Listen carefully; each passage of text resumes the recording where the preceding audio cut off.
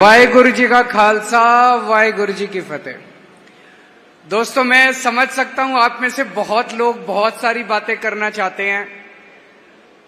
सबसे पहले मैं ये कहना चाहता हूं, मैं कल रात को दिल्ली का कैंपेन खत्म करके, दिल्ली के चुनाव खत्म करके कल रात को अमृतसर में लैंड किया और आज मेरी सबसे पहली मीटिंग व्यापारियों और उद्योगपतियों के साथ हो रही है।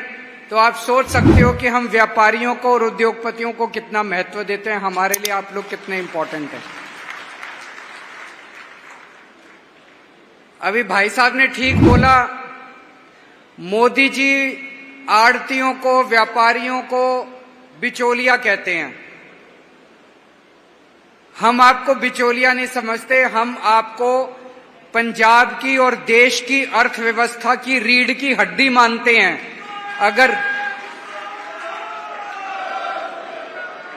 अगर हमारे व्यापारी नहीं होंगे, अगर हमारे उद्योगपति नहीं होंगे, तो हमारा देश 2 मिनट के लिए भी आगे नहीं चल सकता। जहां एक तरफ किसान और मजदूर हमारे देश की अर्थव्यवस्था के लिए जरूरी हैं, दूसरी तरफ व्यापारी और उद्योगपति हमारी देश की अर्थव्यवस्था के लिए उतने ही जरूरी हैं। तो सबसे पहली आम आदमी पार्टी के नेशनल कन्वीनर की मीटिंग पंजाब के अंदर व्यापारियों और उद्योगपतियों के साथ हो रही है।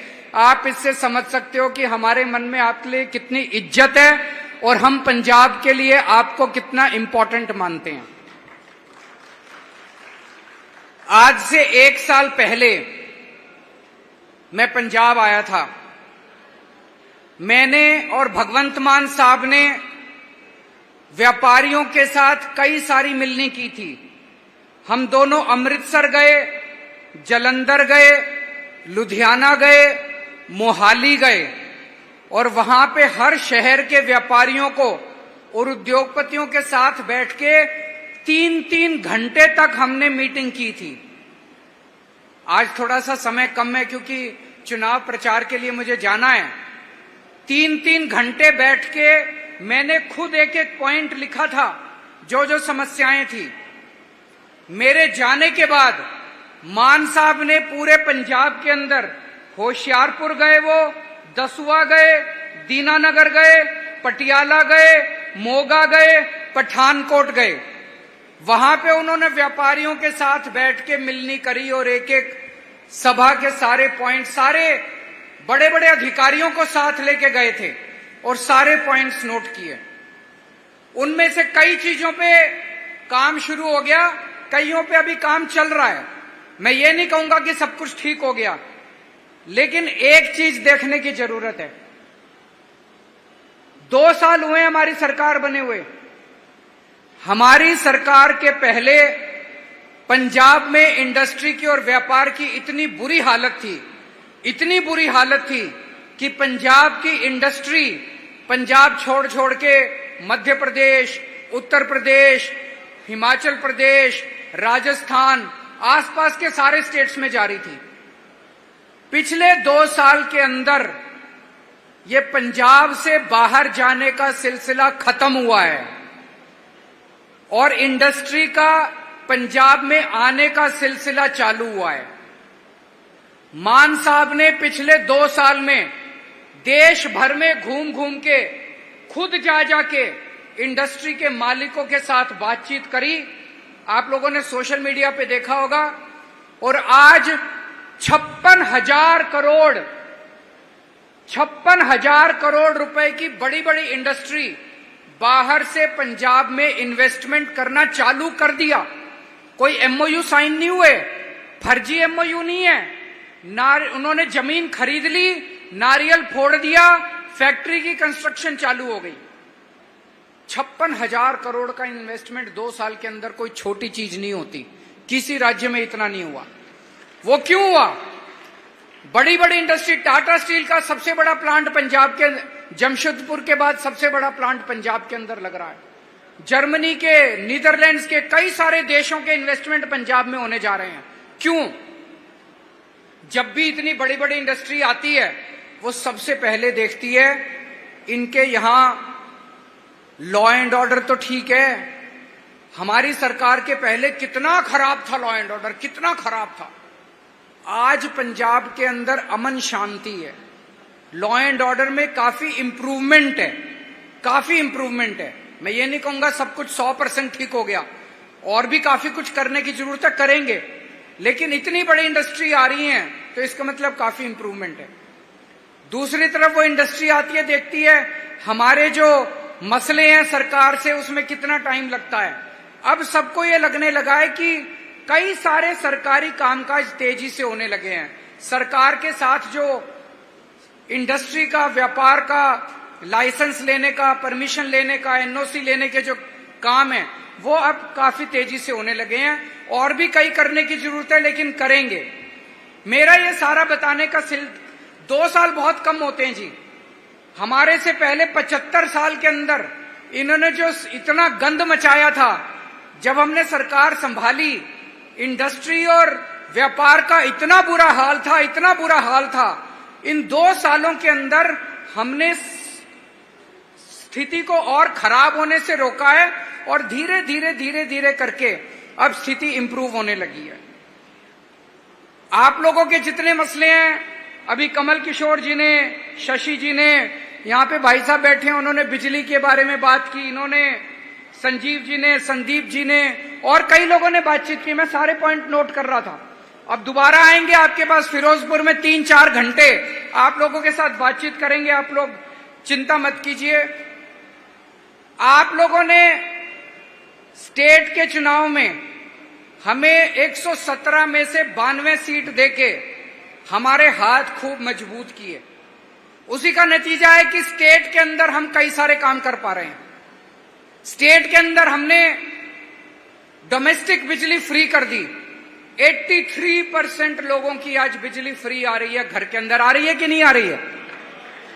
कोई सोच सकता था? कोई नहीं सोच सकता था। ये भारत के इतिहास के अंदर एक जादू है कि केवल दिल्ली और पंजाब के अंदर लोगों को फ्री बिजली मिल रही है, और 2 साल के अंदर। ये कहते थे घाटे में चल रहा है। हमारे भाई उतना ही बजट है, हमने कोई एक्स्ट्रा आपके ऊपर टैक्स तो लगाया नहीं, उल्टे ओटीएस लागू कर करके आपको रियायत दी है। लेकिन हमने बेईमानी बंद कर दी, भ्रष्टाचार बंद कर दिया, उससे पैसा बचने लगा। अब जगह जगह मोहल्ला क्लिनिक खुल रहे हैं। आप में से हो सकता है कुछ लोगों के इलाके में मोहल्ला क्लिनिक खुला, कुछ लोगों के आसपास। मोहल्ला क्लिनिक शानदार है कि नहीं है? मोहल्ला क्लिनिक खुल रहे हैं, कई सारे शानदार स्कूल बन रहे हैं। 2 साल कुछ भी नहीं होते। 2 साल ने यह दिखा दिया कि जो ताकत आपने हमको स्टेट में दी थी, उस ताकत से हम बहुत अच्छे अच्छे काम कर रहे हैं। आज आपसे निवेदन करने के लिए आया हूं कि अब केंद्र सरकार के अंदर, ये केंद्र के चुनाव हैं, हमारे हाथ मजबूत करो। अभी लोकसभा में एक ही हमारा एमपी था, एक एमपी से कुछ नहीं होता। अगर आपने 13 की 13 सीट आम आदमी पार्टी को दे दी तो हमारे केंद्र सरकार में हाथ मजबूत होंगे। अभी यहाँ पे भाई साहब कह रहे थे कैंटोन बोर्ड के अंदर हमारा ये मसला है, हमारा ये मसला है। उसके लिए हमें केंद्र सरकार के साथ लड़ना पड़ेगा। केंद्र सरकार में हमें ताकत चाहिए। केंद्र सरकार, एक और भाई साहब कह रहे थे फिरोजपुर बॉर्डर वो है, हमें ये दिक्कतें आती हैं। आप हमारे हाथ केंद्र सरकार में मजबूत करोगे, ये सारे मसले सॉल्व हो जाएंगे। आप खुद सोचो, आपकी विधानसभा, आपने सरकार चुनी, विधानसभा में कानून पास होते हैं, गवर्नर आपके कानून लेके बैठ जाता है, फिर क्या फायदा हुआ? अगर आप हमारे 13 एमपी दोगे, गवर्नर की हिम्मत नहीं होगी आपके बिल रोकने की। ये 13 के 13 एमपी भूख हड़ताल पे बैठ जाएंगे गवर्नर के घर के बाहर। आपके 8,000 करोड़ रुपए सेंटर लेके बैठा है। रूरल डेवलपमेंट फंड के 5,500 करोड़ रुपए केंद्र सरकार लेके बैठी है। उनकी हिम्मत कैसे हुई? ये पंजाब के लोगों का हक है, आपका हक है। आप भीख थोड़ी मांग रहे हो केंद्र सरकार से। ये 5,500 करोड़ रुपए से मंडी तक जाने वाली सड़कें बननी थी, गांव गांव के अंदर सड़कें बननी थी। इन्होंने नेशनल हेल्थ मिशन के पैसे रोक दिए, उससे मोहल्ला क्लिनिक बनने थे। इनकी हिम्मत कैसे हो गई आपके पैसे रोकने की? इनकी हिम्मत इसलिए हो गई क्योंकि लोकसभा में हमारे पास एमपी नहीं है। हम कमजोर हैं। जब हम केंद्र के साथ बात करते हैं हम कमजोर हैं। हमारे हाथ मजबूत करो। आप हमारे हाथ मजबूत करोगे, ये 13 के 13 एमपी हमें दे दोगे, केंद्र सरकार की हिम्मत नहीं होगी पंजाब के मसलों के अंदर इंटरफेयर करने की। उसके बाद दोस्तों बहुत सारे मसले होते हैं। पंजाब, आप सारे व्यापारी हो, आपको समझ है, पंजाब एक लैंड लॉक्ड एरिया है। आपको अपना कच्चा माल खरीदने के लिए, अपना मार्केट बेचने के लिए, मान लीजिए एक्सपोर्ट करना है, आपको कितनी दूर तक सामान मंगवाने के लिए और पोर्ट तक जाना पड़ता है। इसके लिए सब चीजों के लिए केंद्र सरकार की जरूरत पड़ती है। हमारे पास हमारे थर्मल पावर प्लांट हैं। हमारी उड़ीसा के अंदर हमारी कोल माइन है पंजाब की। उड़ीसा से कोयला लाना चाहते थे हम, हमारी कोल माइन है, पंजाब की कोल माइन है, वहां से कोयला लाना चाहते थे। केंद्र सरकार ने कहा उड़ीसा से पंजाब लाने के लिए आपको जहाज से श्रीलंका होके, गुजरात होके फिर पंजाब लाना पड़ेगा। ये कोई तुक बनता है? दादागिरी है, गुंडागर्दी है। अगर वो कर देते, बिजली 2 रुपए पर यूनिट महंगी हो जाती सस्ती होने की बजाय। मान साहब को लड़ना पड़ा केंद्र सरकार से, तब उन्होंने सीधे ट्रेन दी हमें, और अब पूरी से सीधा यहां पे आता है, और इस वजह से हम आपकी बिजली, डोमेस्टिक बिजली सस्ती कर पाए। लेकिन अभी केवल मान साहब लड़ रहे हैं केंद्र सरकार से, अकेला आदमी कहां लड़ेगा। अगर आपने ये 13 एमपी दे दिए तो आप ये सोचो भगवंत मान के 13 हाथ हो जाएंगे। ये 13 आदमी जाके केंद्र सरकार से लड़ेंगे और हमारे पंजाब के मसले हल होना चालू होंगे। दोस्तों, एक और बहुत जरूरी बात है। आज मैं आप लोगों के बीच में आया हूं अपने देश को बचाने की अपील भी करने के लिए। पंजाब के लोगों ने आजादी की लड़ाई में सबसे बड़ी भूमिका अदा की थी। पूरे देश में अगर कोई सबसे बड़ी कुर्बानी आजादी की लड़ाई में मानी जाती है तो शहीद आजम भगत सिंह की कुर्बानी मानी जाती है। पंजाब के लोगों की कुर्बानी पता नहीं कितने पंजाब के लोग देश को आजाद कराने के लिए शहीद हो गए। आज हमारे देश की आजादी खतरे में है, हमारे देश का संविधान खतरे में है, हमारे देश की जनतंत्र खतरे के अंदर है। जिस तरह से आज पूरे देश, मेरे को जिस तरह से गिरफ्तार किया गया, 16 मार्च को चुनाव घोषित हुए, 21 मार्च को इन्होंने मुझे गिरफ्तार कर लिया। मेरी पार्टी के मैं गिरफ्तार हूं, संजय सिंह को गिरफ्तार कर लिया, मनीष सिसोदिया को गिरफ्तार कर लिया, सतिंदर जैन को गिरफ्तार कर लिया, और फिर दिल्ली में आके मोदी जी कहते हैं आओ चुनाव लड़ते हैं। अरे हमारे 4 सबसे बड़े नेताओं को गिरफ्तार कर लिया और कहते हो आओ चुनाव लड़ते हैं, तो चुनाव क्या लड़ोगे फिर। उधर महाराष्ट्र के अंदर मोदी जी ने एनसीपी की पार्टी के 2 टुकड़े कर दिए, उनकी पार्टी छीन ली, उनका सिंबल छीन लिया। शिवसेना के 2 टुकड़े कर दिए, उनकी पार्टी छीन ली, उनका सिंबल छीन लिया। हेमंत सोरेन को गिरफ्तार कर लिया चुनाव के पहले और कहते हैं आओ चुनाव लड़ते हैं। तो सबको पता है चुनाव लड़ने, ये तो बकवास है।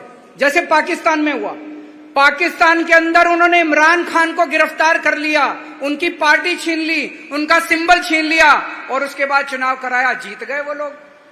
जबकि इमरान खान अगर बाहर होता तो इमरान खान की पार्टी जीतती, सब लोग जानते हैं। बांग्लादेश के अंदर शेख हसीना ने सारे विपक्षी नेताओं को जेल में डाल दिया और उसके बाद चुनाव कराया, शेख हसीना जीत गई। रशिया के अंदर पुतिन ने सारे विपक्षी नेताओं को या तो जेल में डाल दिया या मरवा दिया, उसके बाद चुनाव कराया, 87% वोट मिल गए पुतिन को। हमारे देश के अंदर भी अब तानाशाही हो रही है। इसी चुनाव के अंदर इतनी पार्टियां तोड़ दी, इतने नेताओं को जेल में डाल दिया।